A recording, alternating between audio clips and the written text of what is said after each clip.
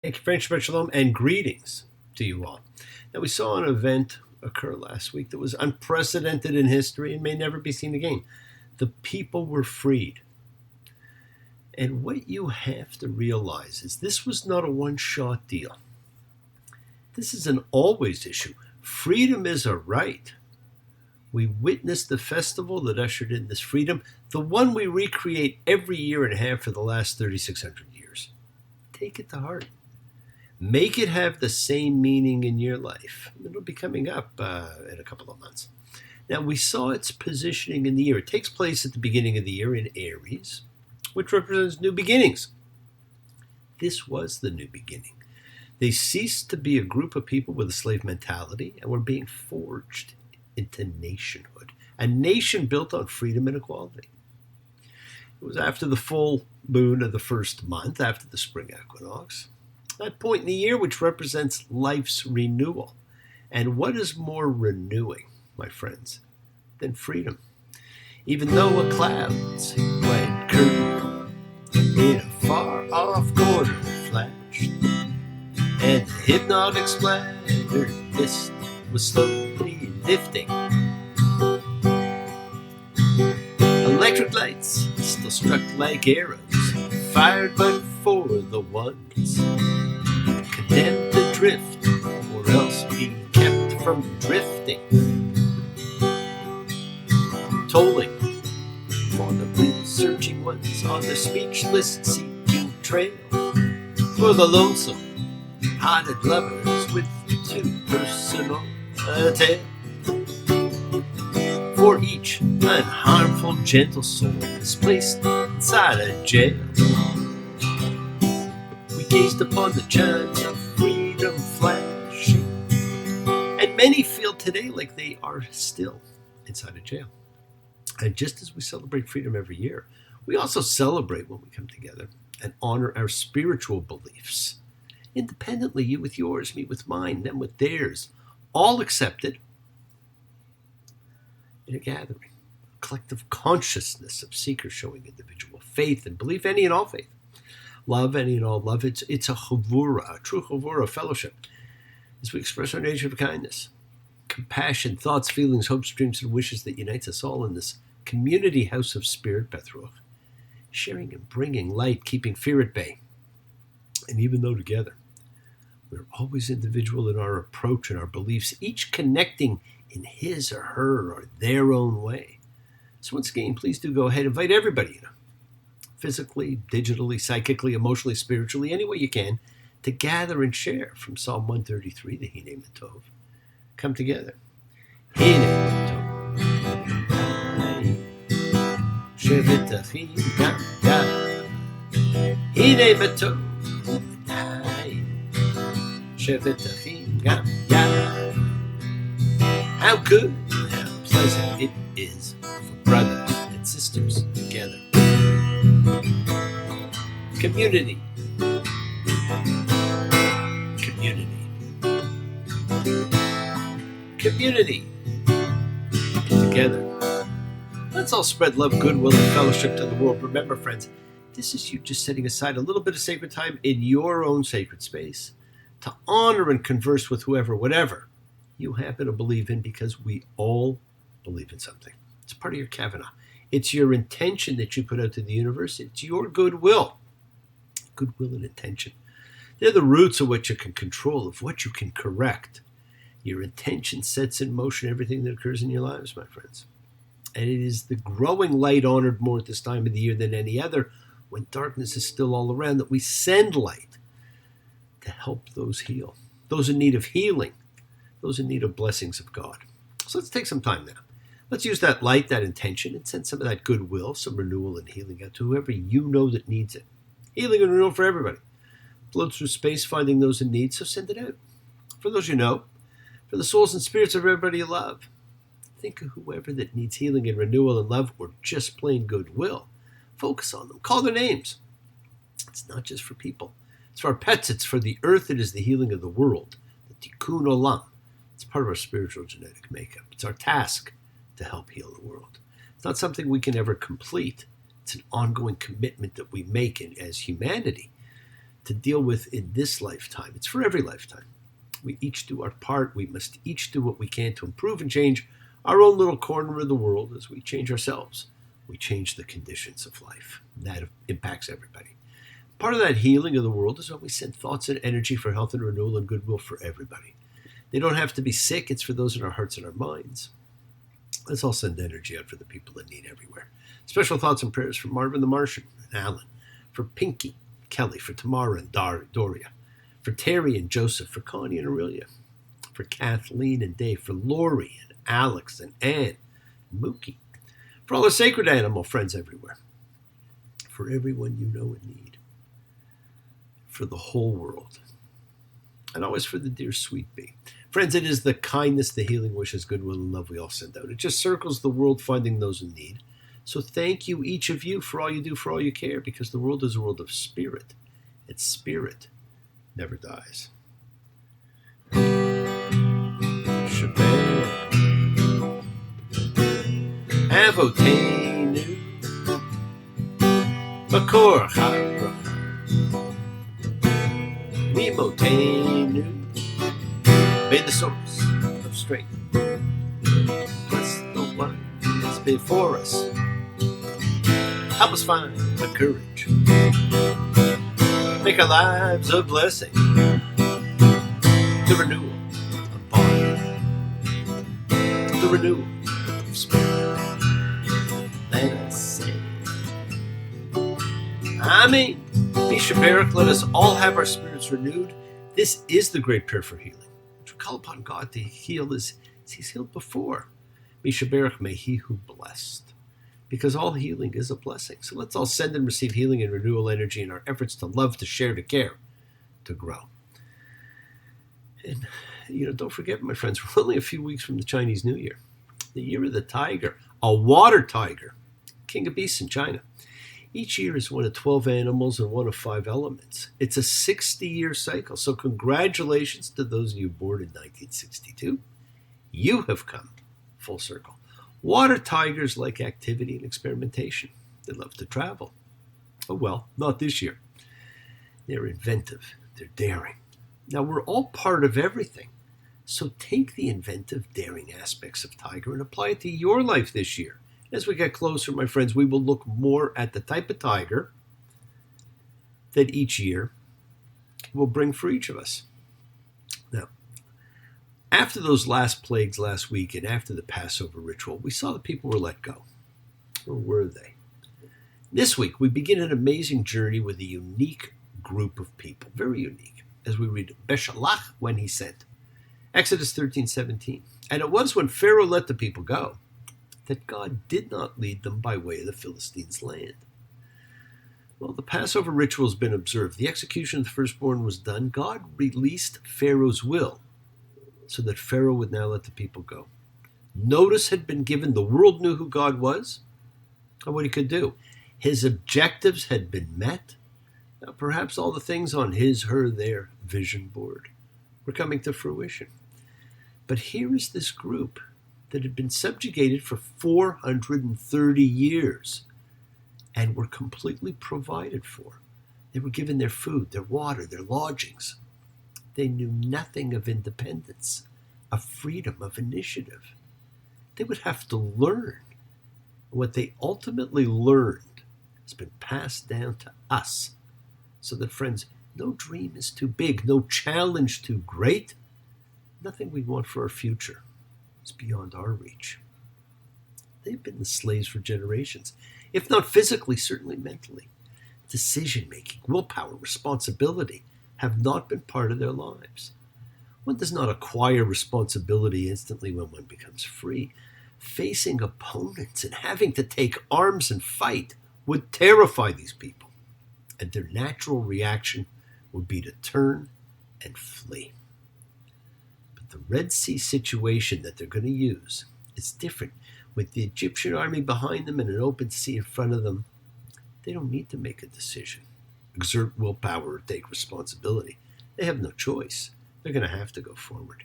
No wonder God took them a different route than the route expected, which was by way of the Philistines' land. That would have led to immediate fighting. They needed to be turned into a nation. people are going to be taken to where there is no turning back. And God will again strengthen Pharaoh's heart to have him go after the people. And that suits God's will. Exodus 14:3. And Pharaoh will say about the children of Israel, they've muddled in the land. The wilderness has closed them in. And I'll strengthen Pharaoh's heart, and he'll pursue them, and I'll be glorified against Pharaoh and against all of his army, and Egypt will know that I am he who causes being. The Lord strengthened the heart of Pharaoh, king of Egypt, and he pursued the children of Israel. In this situation, no one has a choice. Pharaoh has no choice. The people have no choice. Their back is to the wall. Sea on one side, an enemy army on the other. Oops, there was nowhere to go but forward. Friends, when our backs are to the wall, we take a stand and we decide, stay and fight, perish, move forward. We have and we do, often quaking in fear but we go forward and we survive and we thrive. Well, they're going to cross the Red Sea. Now, it's one of the best scenes in the Ten Commandments movie when Charlton Heston held out his arms and God separated the waters. What amazing special effects. Now, today it'd be so easy to computer generate everything, but then it was like a miracle. It was just like it was. Exodus 14:10. And the children of Israel raised their eyes, and here was Egypt coming after them, and they were very afraid. The children of Israel cried out to the Lord. They said to Moses, was it because of an absence of graves in Egypt that you took us to die in the wilderness? What is this that you've done to us to bring us out of Egypt?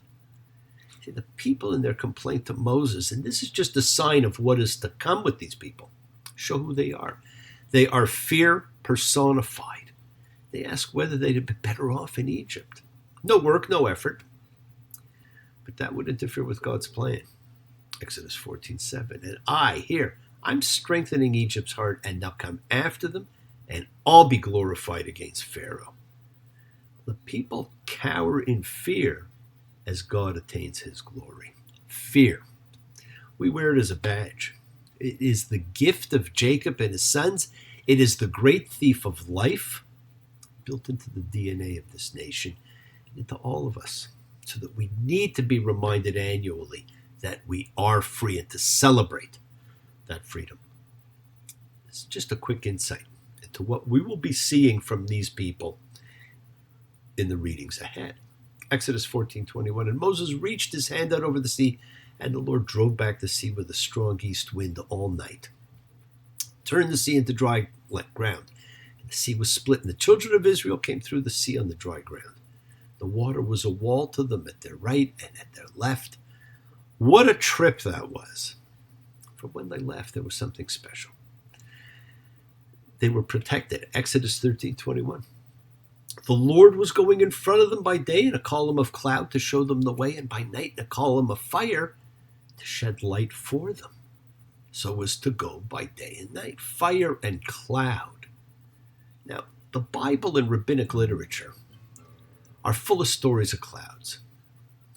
They hide God from man. They act as his chariot. They accompanied the ark. They rested over the tabernacle. And they were always associated with wisdom. And we all seek wisdom, and we all find it, sometimes often in song. Bows and flows of angel hair, and ice cream castles in the air, and feather canyons everywhere. I've looked at clouds that way. Now they only block the sun. They rain and snow on everyone. So many things I would have done, but clouds got in my way. Now, this cloud was in no one's way. It was to be a guide for these people. Now, there's almost something very pagan that's actually taking place. Elements are playing a role not found in Judaism, but which the people would be very familiar with. So we have cloud and wisdom, and we have the new calling card of the God of Exodus, fire. powerful, explosive, creative, destructive. We were introduced to this new branding with the burning bush, and we will see its true power at the epiphany of the Decalogue. If your memory serves you well, we're going to meet again. Wait. So I'm going to unpack all my things and sit before it gets too late. No man will come to you with another tale to tell. You know that we shall meet again. If your memory serves you. This wheel's on fire, rolling down the road. Notify my next of kin. This wheel shall explode. And this is the beginning of a 40-year continuous miracle. Never before or since that we're aware of has man been the recipient of that kind of exposure to God or the benefit of that level of intimacy. This generation will be known as the wilderness generation, a very unique group in history, with the pleasure of God's company for 40 years, daily exposure, pure knowledge of the deity. This was the only generation who had no idea what our term of belief in could possibly mean, because they had belief that. Their knowledge of God was not belief, but knowledge. How interesting that life would be. This generation was a living example of how God provides. To overcome hunger, God provided food through manna and quail. When thirsty, he had Moses bring water from desert rocks. At night, he provided fire for light. The three essentials for life: food, drink, light. The three prayers that frame the Sabbath. This wonderment, fire and cloud, every day for 40 years. It's pretty amazing. And for those who thought this whole episode was about freeing the people, it was not. God was not satisfied with the people being free. Once more, he was going to make his puppet Pharaoh pursue the people in order to finish his introduction. And the Lord strengthened the heart of Pharaoh, king of Egypt, and he pursued the children of Israel. When we understand what was actually happening, strip away the hyperbole.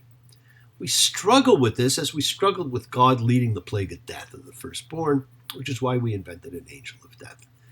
And so our attention is going to be turned to props and symbols. Our first two, the cloud and fire, have this special two-sided function, both conveying God's presence and reflecting God's mysteriousness. Now notice that the narrative reports that God himself goes in front of the Israelites in the wilderness, but they do not see the deity because he travels in the daytime in the column of cloud, by night in the column of fire. Exodus must be read with a consciousness that the cloud or the fire is present at all times. It is a constant miracle, and it serves as an introduction of the cosmic in history. Right? So you have to have a sense of awe involved in this phenomenon, particularly expressed in fire. You know, it was that miraculously burning bush that first drew Moses, and now the people experience a similar phenomenon, a continuous miraculous fire. Before they move on, come this list of great accoutrements: the breastplate, ark, menorah, and more. Right? All taking our attention to the trappings of what's going to become the religion. Yes, the world is sacred, but so is everything in it, my friends. Express your gratitude, light a candle, make a wish. Celebrate your life and the lives of those you love. Share your feelings with them. Live free, be free, honor your freedom, be happy, be well, be blessed. Share and honor the light and all who live in the light and continue to shine. Continue to send everybody you know goodwill and love. Pray for peace and freedom for everyone. An end to terror and hatred. Remember, friends, we are a community. We learn together, we celebrate each other, we love each other, we share this right together, men and women equally. So let's all send out love, not fear, send out peace, harmony, goodwill, and healing to all who need it. And please do learn to forgive and learn to love. Open your hearts. Honor the relationships of your life. Tell those you love that you love them, or they will never know. Don't let them guess. Take advantage of the time you have. Now, bless you all. Have a great week. A week of love and light, a week of peace, a week of miracles. Examine your intentions. Use them to imprint your will on the universe. We set in motion everything that happens in our lives. It is our intention, our kavana, our cause, our effect. Everything is linked. Now, you always have time to forgive and to be forgiven. You have the knowledge of what is good and bad. So acknowledge what you've done wrong to yourself, to God, and to any person you've wronged, and ask forgiveness. But do so with sincerity, accountability, and vulnerability. Forgive those you've hurt. You should learn to be forgiving and compassionate, because the secret of forgiveness, compassion, and peace is in acceptance. Can you accept yourself, other people in the world just as they are? Can you accept life as it is without trying to control it? Because if you do, you can experience the peace that acceptance brings. So do not stop your journey. Keep going towards your own promised land. Keep on dreaming, keep on being, keep sharing, keep shining, keep teaching. Keep spreading joy and goodwill, and do not follow fear, follow love. It's always in front of you. And remember to have faith. It's an unwavering adherence to principle, just as I have faith in the principle of love and of all of you. Act with purity of heart and mind. Despise none, defraud none, hate none, cherish all. Honor every child of God, every creature of the earth. May all people know peace in this year. May you nurture kindness and love everywhere you go, and work to be present in the body. Expand your heart, quiet your mind, because the deepest source of your real power lies in consciousness and your ability to be mindful, to be aware, to be present in all of life's circumstances. So make the most of your time in this life. Continue to touch and transform the lives around you, because you're never alone. You have the ability to bring blessings to everybody you meet. Right? Bless others and bless yourself, and love with the heart, because we're all part of a greater whole. Embrace love, not fear, forgiveness, not anger, and be there for someone, because someone will always be there for you, whether you know it or not. Continue to explore faith and what it means to you and you alone, and never accept shame as a natural state. Whatever you feel others have felt, whatever you've experienced others have too, we share together. We learn together and we help each other, because we are each of us trying to find love and acceptance and support. We all have or could have that special someone in our lives, so find them. Tell them what they mean. And remember, you're never alone in your journey to your promised land. Keep forgiving those you need to forgive, and keep asking forgiveness from those you need to ask forgiveness of. And we're all now exposed to God's glory, sometime referred to later on as the grace of God. Well, it began with this cloud, and you will see it referred to specifically, Exodus 16:10. And it was as Aaron was speaking to all of the congregation of the children of Israel, and they turned to the wilderness, and here was the Lord's glory appearing in a cloud. If you find that in your heart cannot be forgiven, guess I owe you some kind of apology. I've escaped death so many times. I know I'm only living by the saving grace that's over me. Yes, my friends, the saving grace is there for you. Vulnerability is a strength, not a weakness. Thank you for joining me. Have a great week, a great year. Keep sharing the light, keep exercising forgiveness, be thankful, be gracious, be kind, be loving. Believe in yourself and in love. Have a little faith. Continue to spread a little goodwill to the world, and never forget, you are the miracle in someone else's life. Shabbat shalom and blessings to you all. Take care. Bye.